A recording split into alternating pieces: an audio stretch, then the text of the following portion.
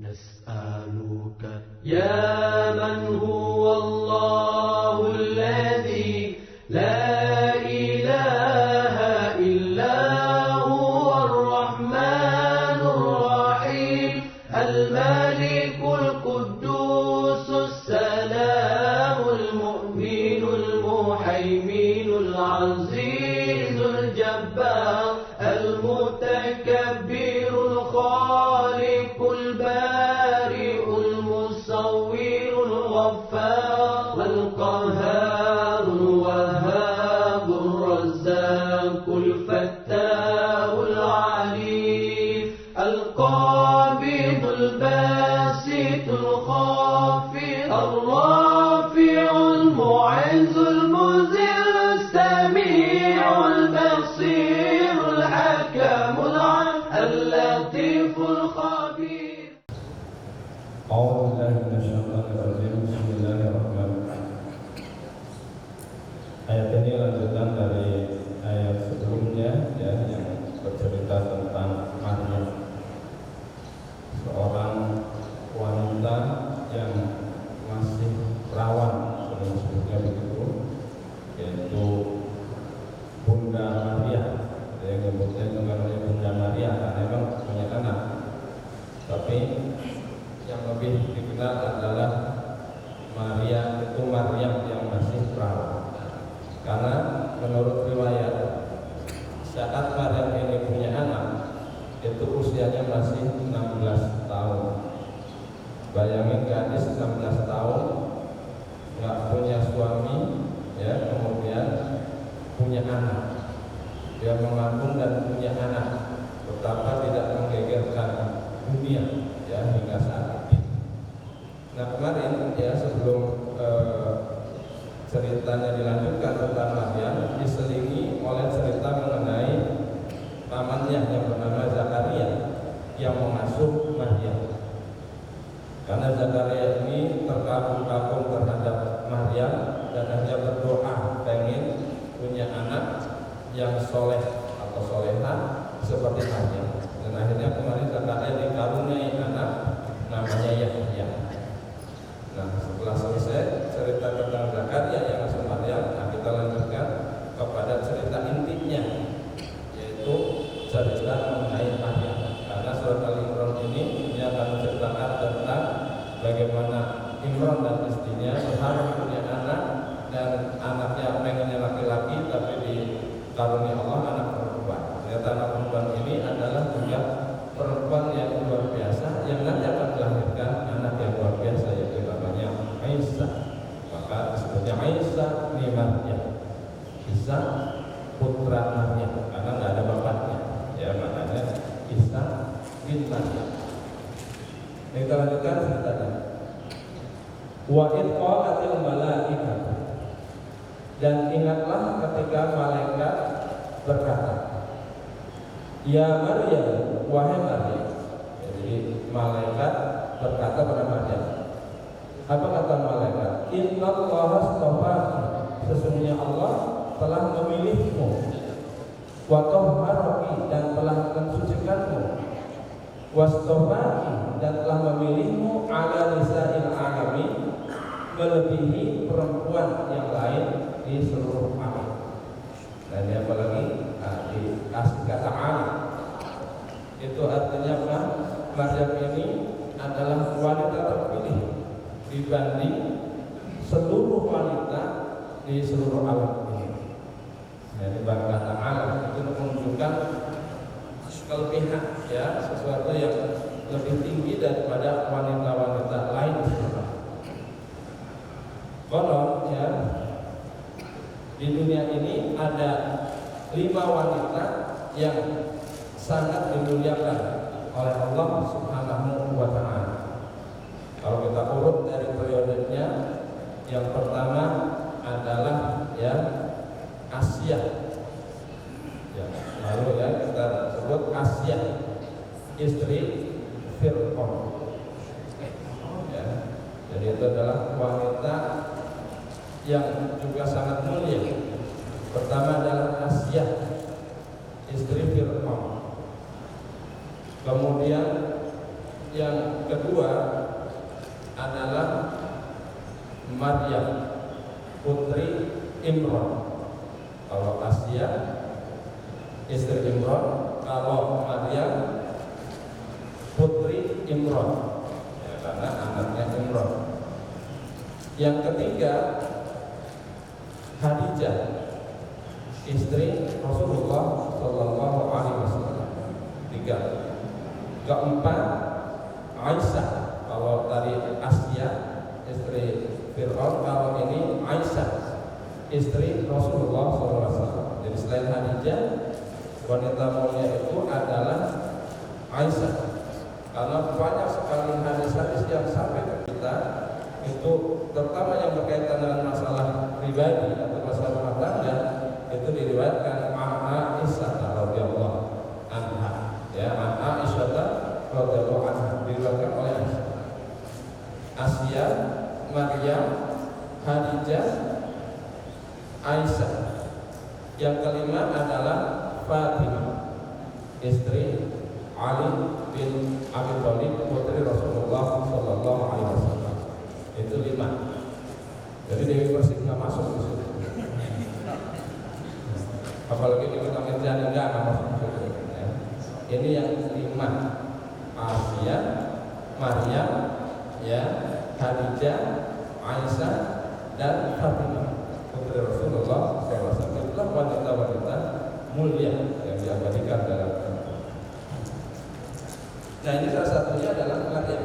Wastafani ala nisa'il alamin, ya, pada saatnya Allah memilih engkau, ya, Maryam melebihi wanita lain di seluruh alam. Itu informasi dari malaikat. Malaikat ini dari Allah. Berarti informasinya benar. Ya Maryam uqnuti li rabbiki. Wahai Maryam, uqnuti li rabbiki.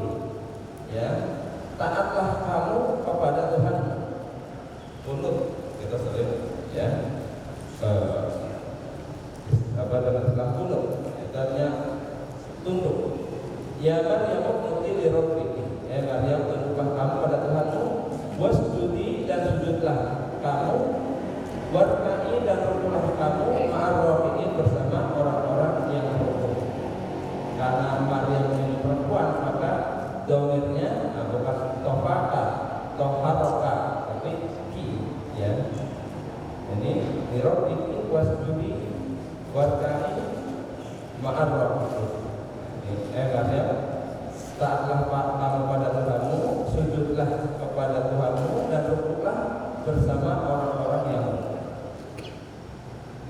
Yang menarik di sini, Maryam perempuan, tapi ya ketika sholat disuruh rukuk bersama orang-orang yang rukuk. Tapi orang-orangnya pakai jangan menggunakan salib, artinya laki-laki. Nah, ini kesetujuan Maryam. Dia sholat boleh bersama laki-laki, karena kemarin pun posisinya dia di Baitul Maqdis perempuan satu-satunya.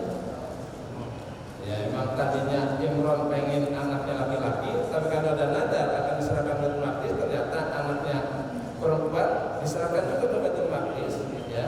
Dan ada dia satu-satunya perempuan yang ada di Baitul Maqdis, ya, bersama yang lainnya. Maka ketika sholat, warkani ma'ar-rafi'in, rukulah kamu Maryam bersama, ya, rafi'in, orang-orang yang rukuk yang laki-laki, bersama laki-laki yang mungkin ini yang oleh Aminah Wadud. Itu ada profesor dari Amerika namanya Aminah Wadud. Ini tokoh liberal dari Amerika, dia seorang muslim. Dia mengimami sholat Jumat, jamaahnya laki-laki. Mungkin dia sudah seperti Maryam, gitu ya, kata dia, karena dia lebih pintar ibaratnya dari laki-laki yang ada.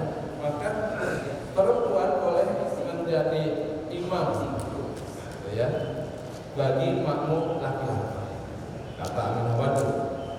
Nah, itu di Amerika dia sering imamin jamaah laki-laki, karena dia memang tokoh liberal atau muslim tapi liberal. Dasarnya ya mungkin ini karena Nabi Siti Maryam pun tadi rukuk bersama para laki-laki. Berarti boleh ya kata Aminah wahyu. Kalau kita nggak boleh. Ya dalam fikih itu sama sekali nggak boleh. Imam itu pertama adalah laki-laki, makmumnya laki-laki. Yang kedua, imam boleh laki-laki, makmumnya perempuan. Kemudian imam laki-laki, makmumnya waria boleh. Jadi kalau laki-laki siapapun boleh makmum. Kalau laki-laki yang makmum boleh laki-laki, boleh perempuan, boleh waria. Seandainya ada waria boleh makmum, asal imamnya laki. Tapi kalau imamnya perempuan, makmumnya hanya boleh perempuan. Ya, kalau imamnya perempuan, makmumnya hanya boleh perempuan. Kalau imamnya waria, ya, misalnya ada waria pinter, suaranya bagus, bacanya bagus, ya. Nah dia boleh jadi imam, makmumnya hanya perempuan, nggak boleh laki-laki. Nah, kalau waria ya, waria makmumnya perempuan boleh. Kalau laki-laki nggak boleh, ya karena dia setengah laki-laki setengah perempuan, maka nggak boleh. Kalau laki-laki boleh terserah, imamnya laki-laki, makmumnya laki-laki boleh, makmumnya perempuan boleh, makmumnya waria boleh. Imamnya perempuan hanya boleh perempuan. Waria nggak boleh karena dia kan setengahnya laki-laki, maka nggak boleh makmum pada perempuan. Kalau makmum pada laki boleh. Nah sekarang imamnya malah waria, maka yang boleh makmum hanya perempuan. Suatu aturannya. Nah, tapi kalau keistimewaan Maryam, ya boleh. Ya Maryam buat kai ma'arofi. Nah ini ya zaman dulu lah kalau kita mau telusuri. Ini kasus pada masa Maryam. Maryam jaraknya dengan syariat Rasul itu sekitar 600 tahun. Jadi sudah dimaksud oleh Al-Quran. Kalau Al-Quran ya sudah nggak boleh lagi perempuan menjadi imam bagi laki-laki. Nah, ini kan zaman dulu, zaman Maryam. Jaraknya kira-kira 600 tahun lebih ya dengan Rasul. Karena jarak Nabi dengan Nabi Isa aja itu selisihnya 611 tahun. Nah, Isa kan anak Maryam ya kira-kira segitulah 600-an tahun jarak antara Nabi Isa dengan Nabi Muhammad. Ya berarti antara Maryam dengan Nabi Muhammad juga jaraknya sekitar 600 tahun. Jadi syariatnya sudah berlaku sekarang.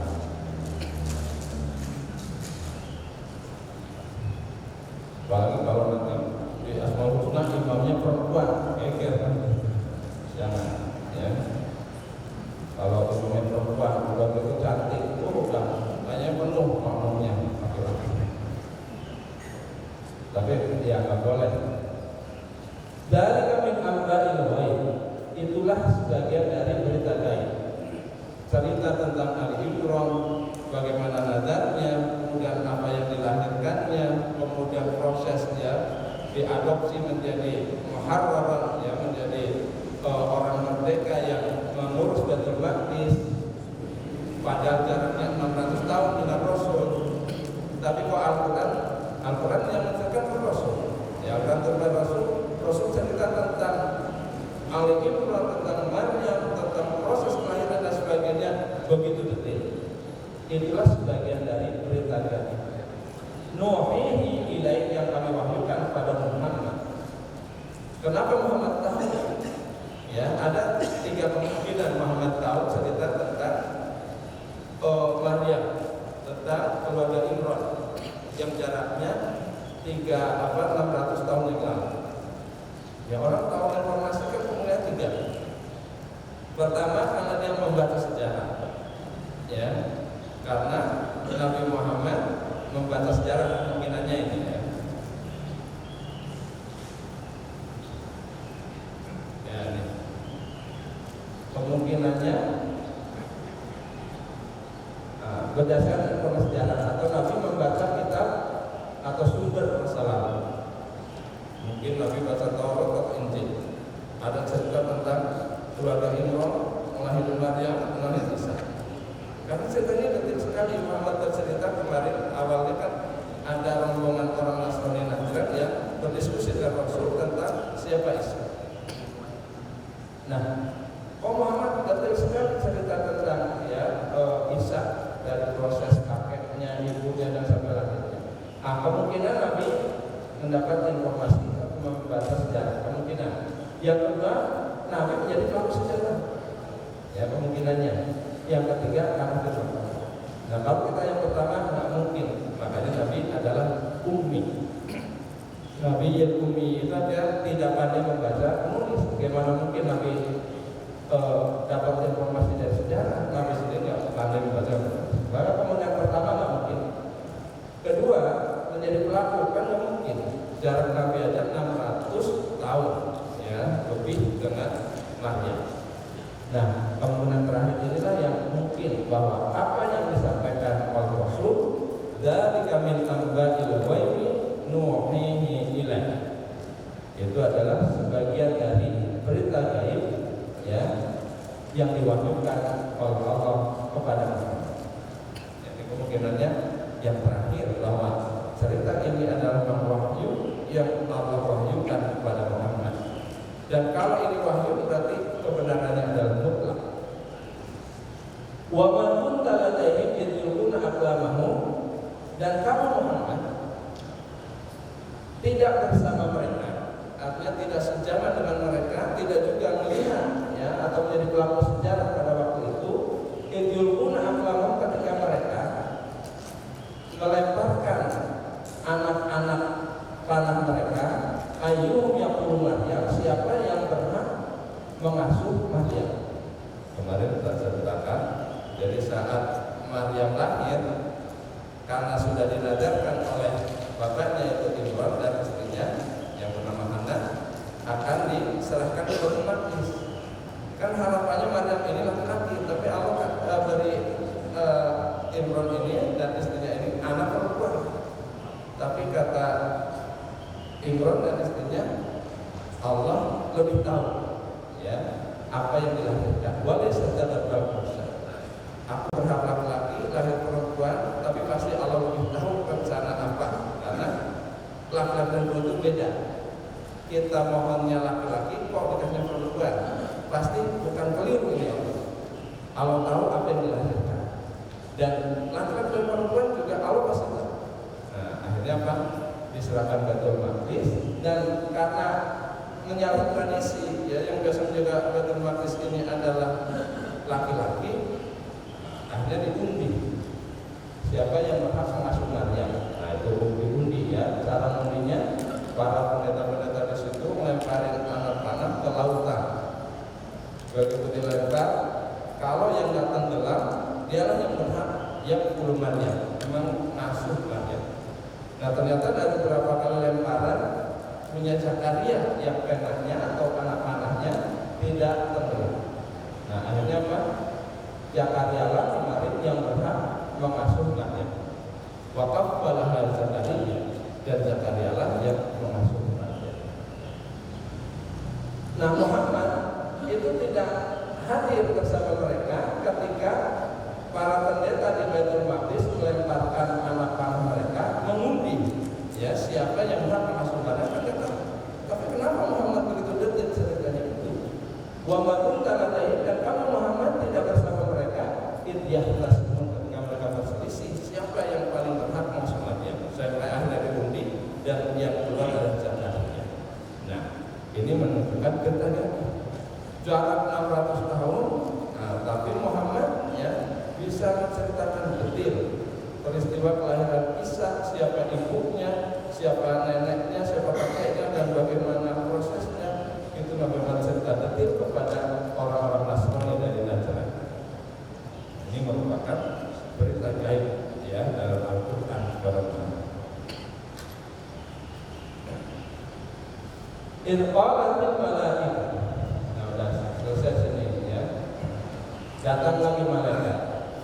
Irqalatil malaikah, ingatlah ketika malaikat berkata, ya Maryam, wahai Maryam, innallaha yubashshiruki, sesungguhnya Allah memberi kabar gembira padamu bi kalimatin minhu, dengan firman-Nya, dengan firman darinya.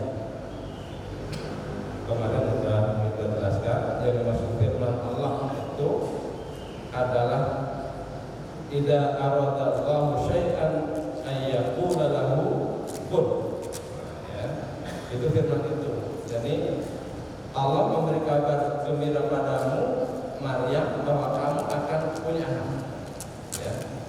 Bi kalimat itu dengan kata-kata kun. Nanti kamu akan punya anak hanya dengan kun. Ya, kamu akan punya anak. Dan anaknya kata malaikat ismuhul masih Isa bin Maryam. Jadi nanti kamu akan punya anak, ya bagaimana caranya? Itulah ya kekuasaan Allah. Idza aradallahu syai'an ay yaqula lahu kun fayakun. Ya, kalau Allah berkata kun maka jadi. Nah, anakmu namanya Al-Masih putra Maryam. Ya, Al-Masih Isa putra Maryam. Namanya itu jadi udah kayak Yahya kemarin punya anak, namanya dikasih oleh Allah, ciri-cirinya udah disampaikan juga. Nah, Isa Maryam, Allah mengasih kabar gembira kepadamu dengan firman-Nya yang dengan kun. Nanti kamu akan punya anak, namanya Al-Masih Isa ibnu Maryam. Jadi namanya adalah Isa. Al-Masih itu gelarnya. Nah, ibnu Maryam, nggak bintu Maryam karena nggak ada bapaknya. Ya, langsung diberikan ke ibunya. Wajihan fitunya, dia Isa ini, anakmu ini nanti, ini kan belum lahir, baru kabar aja. Isanya belum lahir, baru kabar gembira kamu nanti akan punya anak, namanya Al-Masih Isa putra Maryam. Wajihan fitunya, anakmu ini nanti akan menjadi orang yang terkemuka di dunia wal akhirat, dan di akhirat, wa minal muqarrabin, dan dia termasuk orang yang mendekatkan kepada Allah, menjadi salah satu ulul azmi. Ya, jadi namanya udah dikasih tahu, ciri-cirinya udah dikasih tahu. Senang tuh kalau kita punya anak begitu. Ya, anaknya, ciri-cirinya itu akan menjadi orang yang terkemuka di dunia dan akhirat. Wa minal muqarrabin, dan termasuk orang yang mendekatkan kepada Allah. Wa yukallimun nasa bil mahdi, dan anakmu nanti begitu lahir akan berbicara pada manusia ketika masih dalam buaya. Anakmu lahir nanti masih bayi bisa ngomong. Ya. Masih bil mahdi, dalam buaya. Dan sudah ada hadis yang kita hafal, utlubul ilma minal mahdi. Ya, carilah ilmu sejak dari buaya ilal lahdi. Yang kedua pakai ha, minal mahdi ilal lahdi. Carilah ilmu sejak dari buaya sampai ke liang lahat, artinya sampai mati. Ya, ilmu itu artinya nggak ada batasnya. Ya, jangan nyari ilmu dari SD sampai perguruan tinggi. Tuh ada batasnya. Ilmu itu nggak ada batasnya. Cari ilmu itu ya sejak dari kecil sampai mati. Jadi jangan udah tua, sama udah tua nggak perlu cari ilmu. Cuma anak-anak yang terjadi nggak bisa. Sampai mati kita wajib mencari ilmu. Minal mahdi ilal lahdi. Ya, ini mahdi itu artinya gue. Nabi Isa nanti akan berbicara pada manusia, bukan saja ketika dewasa, tapi minal mahdi, sejak dari buaya, wa kahla, dan terus akan bisa bicara sampai dia dewasa.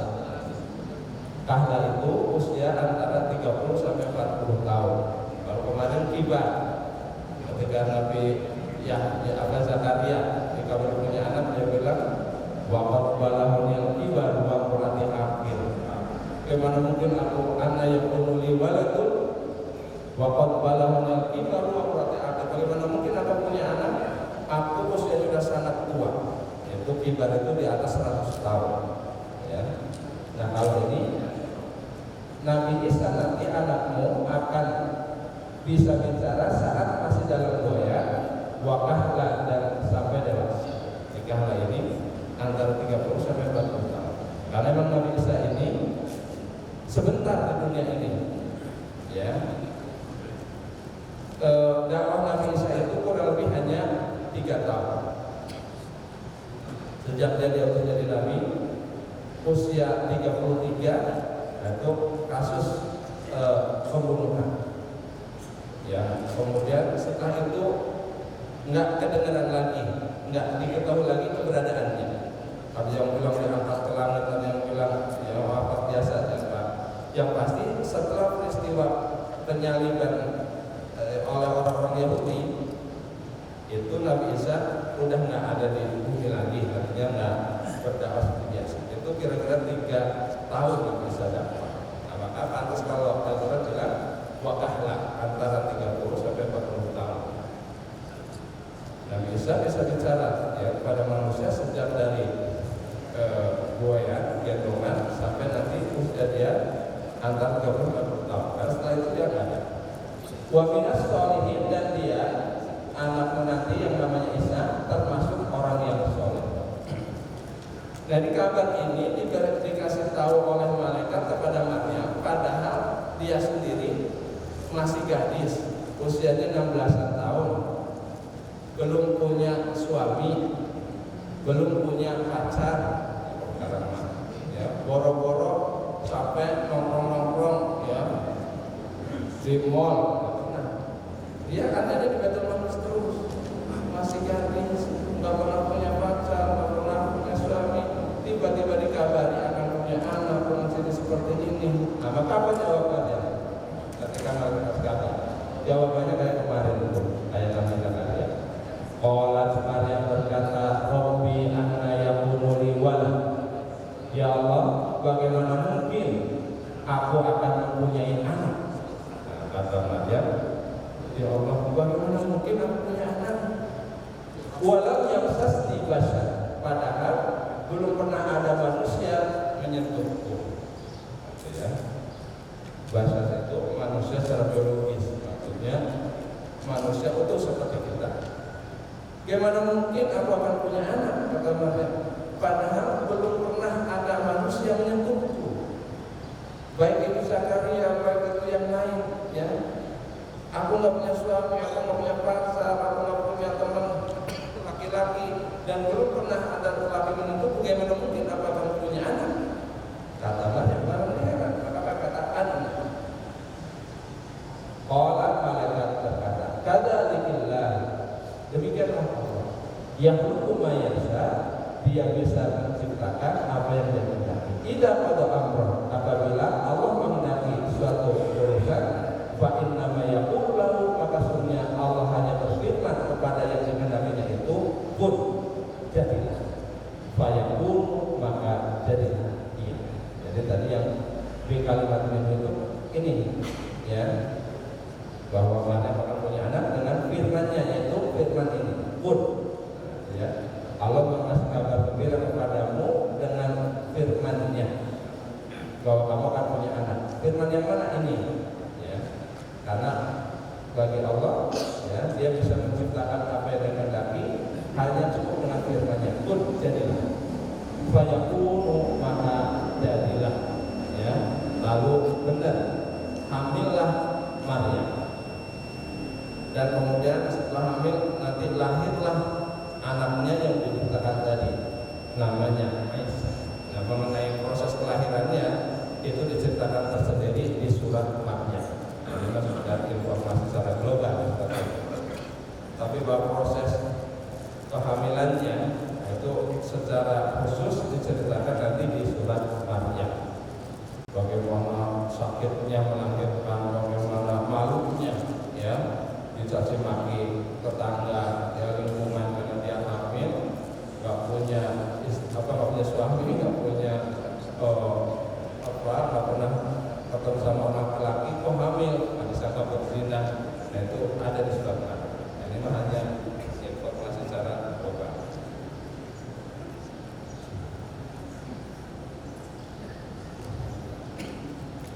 Wa yu'allimuhum kitab. Nah, masih dilanjutkan bahwa anakmu nanti, ya, selain dia tadi menjadi orang yang terkemuka di dunia, orang yang didekatkan kepada Allah, orang yang akan bicara pada waktu masih dalam goyang dan ketika dewasa, akan menjadi orang soleh, dan dia juga wa yu'allimuhumul kitab, dan anak-anak di kisah ini akan mengajarkan ya Alkitab wal hikmah dan hikmah wa Taurat dan Taurat wal Injil wa rasulan, dan anakmu nanti akan menjadi rasul ila Bani Israil, kepada Bani Israil. Ini yang menjadikan sebagai. Jadi Nabi Isa itu adalah rasul khusus kepada Bani Israil, sebagaimana Nabi Musa itu Allah utus khusus kepada Bani Israil. Nabi Isa sama. Apa kata Isa? Anni qad ji'tukum bi ayatin min rabbikum. Dia benar-benar diutus khusus kepada Bani Israil. Ya, wahai Bani Israil, sesungguhnya aku datang pada kalian dengan membawa bukti-bukti kebenaran dari Tuhan kalian. Itu nanti, ini belum. Jadi ini baru kabar gembira dari malaikat kepada Maryam. Padahal Maryam juga belum hamil. Isa juga belum hamil. Tapi ciri-cirinya sudah secara detail diceritakan. Isa ini nanti, ya, selain tadi udah. Nah, ini jadi Isa ini juga nanti akan diutus pada Bani Israil, dan dia akan berkata pada Bani Israil, Bani Israil, aku datang pada kalian dengan membawa mujizat dari Tuhan kalian. Apa mujizat Nabi Isa? Di antaranya anni akhluqu lakum minat tin. Sesungguhnya aku dapat menciptakan untuk kalian dari tanah yang kahayat tayri, seperti bentuk burung. Kata Nabi Isa, aku bisa bikin bentuk burung dari tanah. Fa'anfuhu fihi, lalu aku tiupkan ya nafasku ini kepada tanah yang berbentuk burung ini. Fayakunu, lalu jadilah tanah berbentuk burung ini tayran, burung beneran terbang biidznillah. Kemudian ada gambar patung burung, ya, patung dia bikin dari tanah liat kayak bentuk burung, kemudian ditiup ya jadi. Dulu waktu kita kecil suka ada yang dari tanah tuh burung perkutut itu, sekarang nggak ada. Dulu suka ada jualan begitu tuh, celengan gambar ayam, celengan kucing, terus itu kalau di pasar gambar burung perkutut. Nah, di tanah ditiup begitu. Itu kalau Nabi Isa yang niup terbang beneran. Kalau kita yang niup paling bunyi dong. Kalau Nabi Isa yang niup itu gambar burung itu yang bisa jadi tayr, burung beneran. Kalau ini kahai ada tayr, seperti bentuk burung. Begitu ditiup, fa'alqu fihi, lalu aku tiupkan kepadanya, fayakun tayr, lalu jadilah bentuk burung ini burung beneran. Nah, tayr itu burung beneran. Biidznillah, dengan izin. Terus apalagi ya mujizat Nabi Isa itu selain ya bisa meniupkan benda mati dari burung, wa ubrikul akbaha, dan aku bisa, ini bahasa Sunda ini, ubriku, ubaran, ngobatin ya. Ubar itu bahasa Arab tapi jadi bahasa Sunda ya, kalau misalnya obat.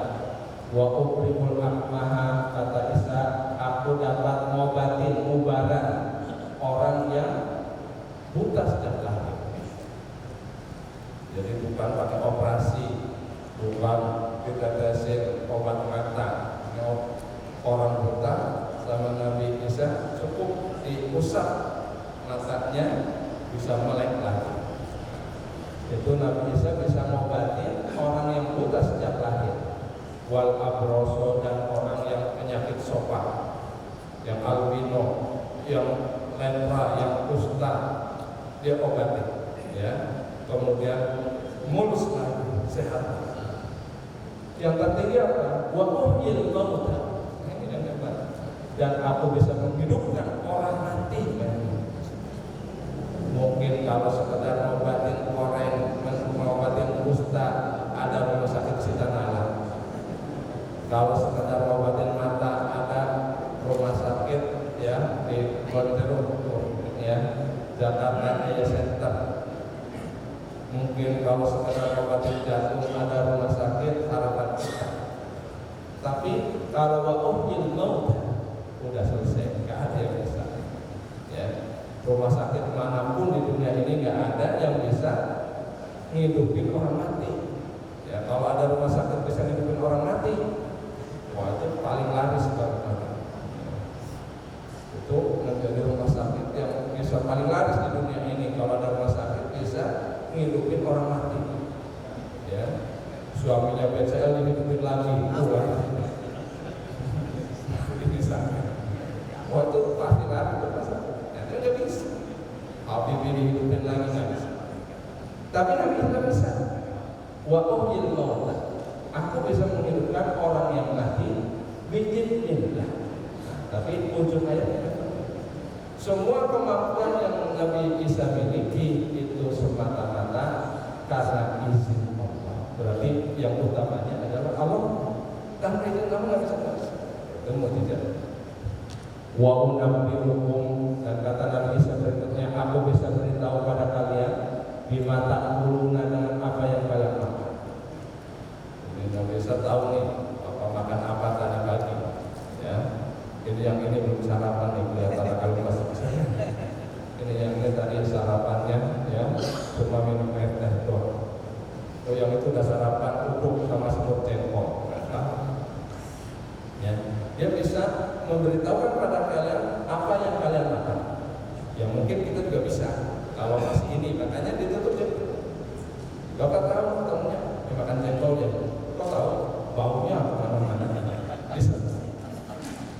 Ya kan, kalau sekedar makan bisa. Tapi kalau ini wa matadzakaruna fi buyutikum, tidak sekedar yang dimakan yang Nabi bisa tahu, tapi apa yang disimpan di rumah-rumah kalian. Ya. Kalau yang dimakan mah kelihatan bisa jadi dari aromanya. Tapi kalau yang disimpan di rumahnya, nah itu yang luar biasa. Kenapa kamu bawa semut jengkol ke sini? Di rumah kamu kalau saya tahu baru nyembelih ayam, ya, jago. Kenapa? Ya, udah dikasih, ya, ayamnya mana? Nah bisa kamu yang disimpan di rumah. Ya. Nah itulah hebatnya. Inna fi dzalika la ayatan lakum, sesungguhnya pada yang demikian itu sungguh terdapat tanda-tanda kebesaran Allah bagi kalian, in kuntum mu'minin, jika kalian beriman. Wa musaddiqan lima baina yadayya minat Taurat, dan Isa ini nanti, ini belum lahir, baru 14 kata. Wa musaddiqan, dan dia akan menjadi pembenar, artinya membenarkan lima baina yadayya minat Taurat, dari kitab Taurat, dari kitab yang ada pada masa itu, yaitu kitab Taurat. Yang dimaksud membenarkan apa? Nah, bahwa informasi akan lahirnya Isa, diutus menjadi rasul bagi Bani Israel, di Taurat sudah ada. Ya, maka ketika Isa benar lahir, diutus oleh Allah menjadi rasul bagi Bani Israel, oh berarti Taurat juga benar ini dari Allah. Sama dengan Nabi Muhammad. Kelahiran Nabi Muhammad adalah musaddiqan lima bainahuma, membenarkan kitab Taurat dan membenarkan kitab Injil. Karena di dalam kitab Taurat maupun Injil, informasi akan lahirnya Muhammad sudah ada. Begitu Muhammad lahir dari Nabi terakhir, oh berarti Taurat itu dan itu benar dari Allah. Nah, namanya musaddiqan lima baina yadayya minat Taurat. Wa liuhilla lakum, dan kata Isa, aku akan halalkan bagi kalian ba'dal ladzi harrama 'alaikum, sebagian makanan yang dulu diharamkan atas kalian. Jadi Bani Israel ini pernah, ya, nggak boleh makan sesuatu yang enak oleh Allah karena kedurhakaan mereka. Jadi mereka dilarang makan daging. Ya, orang Bani Israel itu nggak boleh makan daging yang enak nggak boleh. Kalau pengen banget makan daging boleh, daging yang nempel di usus, ya, atau di tulang yang masih nempel, jadi biar merobotin tulang. Itu karena kedurhakaan mereka. Nah, begitu Nabi Isa datang, itu yang dulu diharam-haramkan sekarang akan dihalalkan lagi bagi kalian. Ya, atas perintah Allah. Wajitukum bi ayatin min rabbikum, kata Nabi Isa, aku juga akan datang pada kalian dengan membawa mukjizat dari Tuhan kalian. Fattaqullah, maka takutlah kalian pada Allah, wa atii'uni, dan taatlah kepadaku. Innallaha rabbi wa rabbukum,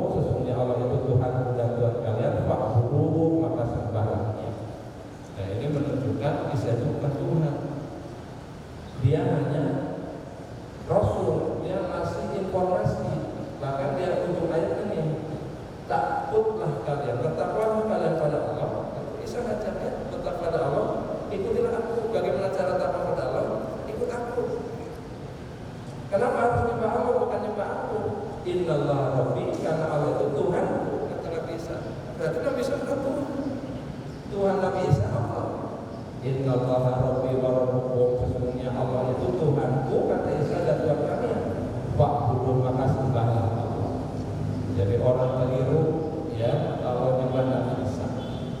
Ini Al-Quran ngasih tahu pada orang Nasrani Najran tadi yang sedang diskusi dengan Nabi Muhammad bahwa Isa itu bukan Tuhan, walaupun punya keistimewaan luar biasa, tapi kan biidznillah ya. Isa sendiri ngajak umatnya agar menyembah Allah, karena Allah itu Tuhan Nabi Isa dan Tuhan kalian. Maka subhanallah, hadza siratal mustaqim, kata Rasul, ini jalan yang lurus. Inilah posisi Nabi Isa yang benar menurut Al-Quran. Al-Quran ini dari Allah. Inilah sesungguhnya bagaimana kita memperlakukan Nabi Isa dengan sebenar-benarnya. Jangan seperti kalian yang menyembah Nabi Isa. Nabi Isa itu Rasul. Dia ngajak menyembah Allah. Kau yang disembah malah yang ngajaknya. Kalian keliru. Yang benar itu yang ini informasi Al-Quran. Isa itu hanyalah seorang Rasul yang diutus oleh Allah kepada Bani Israel. Bahwa dia memiliki keistimewaan itu semua atas izin Allah. Nabi Isa juga nyembah Allah, ya, dan Nabi Isa ngajak kita agar menyembah. Ini jalan yang lurus. Diskusinya selesai. Diskusi Rasul dengan orang Nasrani. Baik, yang sekalian ini sekedar lanjutan cerita ya, dan cerita ini begitu runut ya menurut Al-Quran. Jadi cerita yang sangat runut menurut Al-Quran bagaimana proses kelahiran.